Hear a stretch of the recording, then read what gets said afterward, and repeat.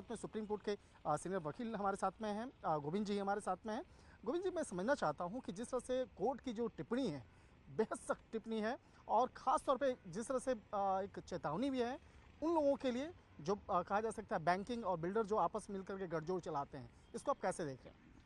देखिए, सबसे पहले सुप्रीम कोर्ट के पास एक पिटिशन आई थी जिसमें कि होम बायर्स की तरफ से एक पिटिशन डाला गया जिसमें उन्होंने ये कहा कि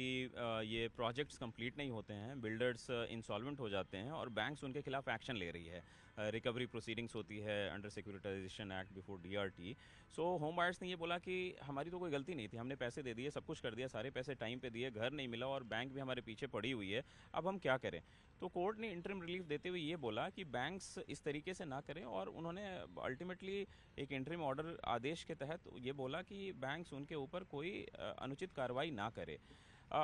जो रिसेंट टिप्पणी आई सुप्रीम कोर्ट द्वारा वो बेसिकली ये है कि कोर्ट ये जान के बहुत ही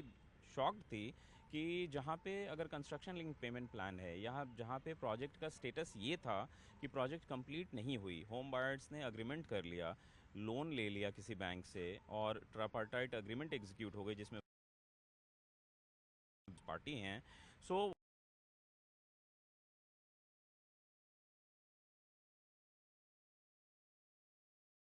वहाँ पैसे चले गए और बिल्डर बाद में इंसॉल्वेंट हो गई, तो यहाँ से दो चीज़ें होती हैं कि अब होम बायर्स का क्या होगा, क्योंकि वो इंसॉल्वेंट भी हो जाते हैं बिल्डर्स और बैंक ने जब सारे पैसे दे दिए तो होम बायर्स आज ईएमआई भी दे रहा है जो कि बहुत ही बड़ा अमाउंट होता है किसी भी एक मध्यम वर्गीय या अपने घर घर का सपना रखने वाला किसी भी होम बायर के लिए। सो कोर्ट का बेसिकली यही उद्देश्य है कि कैसे होम बायर्स के इंटरेस्ट को प्रोटेक्ट किया जाए और उसके साथ साथ क्या गलत चीज़ें हुई हैं, जैसे अथॉरिटीज़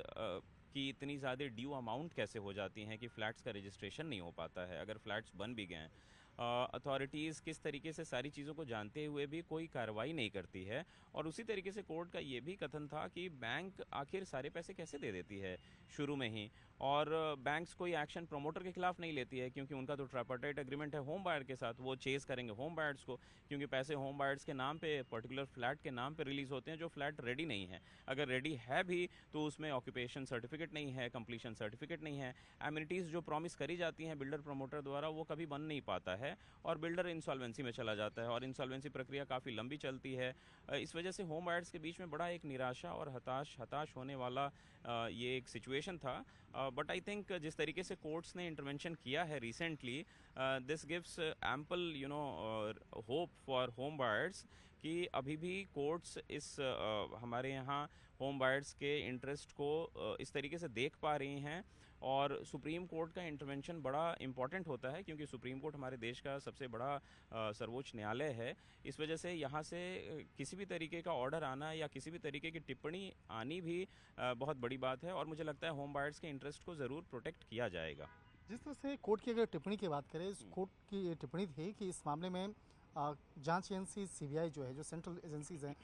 उसकी उसको भी इन्वेस्टिगेशन को जिम्मा दिया जा सकता है आने वाले दिनों में। तो अगर सीबीआई के पास ये मामला जाता है तो किस तरह से इन्वेस्टिगेशन होगा, किस तरह से इस मामले में जो गठजोड़ वाली जो बात है वो सब तमाम बातें निकल के सामने आ सकती हैं? देखिए, ये अगर कोर्ट ऐसा आदेश करती है फाइनली तो ये एक इन्वेस्टिगेशन का मामला होगा जो मुझे लगता है अभी बहुत ज़्यादा हम लोग इसके बारे में टिप्पणी करना उचित नहीं होगा। लेकिन अगर इन्वेस्टिगेशन होती है तो ज़रूर जांच एजेंसी ये देख सकती है कि कैसे लोन्स डिसबर्स किए गए सारे के सारे लोन शुरू में और उस लोन्स का क्या हुआ। जैसे इसी वजह से फॉरेंसिक ऑडिट्स भी होती हैं कि आपने पैसे लिए होम बायर्स से घर बनाने के लिए, तो वो पैसे गए कहाँ। तो जांच का दायरा बहुत सीमित नहीं होगा। अगर इस तरीके का जांच होती है तो वो सारी चीज़ जांच करेंगी, इसमें फिर सीबीआई के अलावा बहुत सारे हो सकता है फाइनेंशियल एम्बेजलमेंट हैं तो ईडी का भी इसमें रोल हो सकता है। सो बट आई थिंक कि जांच में अगर ये चीज़ें सामने आती हैं कि बैंक या किसी का भी इन्वॉल्वमेंट है अदर देन प्रमोटर, सो ज़रूर कोर्ट कार्रवाई रिकमेंड कर सकती है जो भी गलत तरीके से लोग इन्वॉल्व हैं इसमें। इसमें एक आखिरी सवाल जो बहुत ही आसान बोलचाल की भाषा में मैं समझना चाहूँगा कि आम लोगों के लिए ये कितनी बड़ी राहत की बात हो सकती है जिस तरह से कोर्ट की ये टिप्पणी आई है? देखिए, मुझे लगता है कि होम बायर्स को नो डाउट परेशानी तो होती है अगर प्रमोटर्स घर नहीं देते हैं टाइम से या इंसॉल्वेंट हो जाते हैं, लेकिन जिस तरीके से सुप्रीम कोर्ट ने या हमारे देश के बाकी के न्यायालय ने, चाहे वो कंज्यूमर कमीशन हो या हाई कोर्ट्स हों, उन्होंने बहुत ही सराहनीय ऑर्डर्स पास करे हैं रिसेंटली और मुझे लगता है होम बायर्स को हताश या निराश होने की इसमें कोई ज़रूरत नहीं है। नो डाउट थोड़ा टाइम लग सकता है, लेकिन सारे प्रोजेक्ट्स जो भी अनफिनिश्ड प्रोजेक्ट हैं, जहां बिल्डर्स पर्टिकुलरली इंसॉल्वेंट हैं, वहां भी कोर्ट भरसक प्रयास करके कहीं ना कहीं कोई नया प्रमोटर बिल्डर लाना चाहती है और वो कंप्लीट हो रहे हैं प्रोजेक्ट्स, जहाँ पे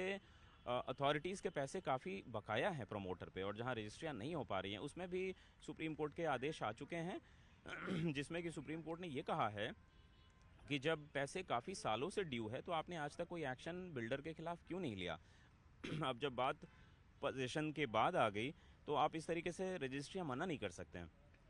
निश्चित तौर पे कह सकते हैं कि सुप्रीम कोर्ट की जो ये टिप्पणी है कई मायनों में बेहद महत्वपूर्ण है। और अगर इस मामले में आने वाले दिनों में अगर सीबीआई जैसी केंद्रीय जांच एजेंसी की अगर एंट्री होती है तो निश्चित तौर पे इस मामले पे कई ऐसे बिल्डर्स की मुश्किलें बढ़ सकती हैं, और ख़ास तौर पर ऐसे बैंककर्मी या अधिकारी जो इसकी भूमिका होती है, निश्चित तौर पे उनकी भी मुश्किलें बढ़ सकती हैं।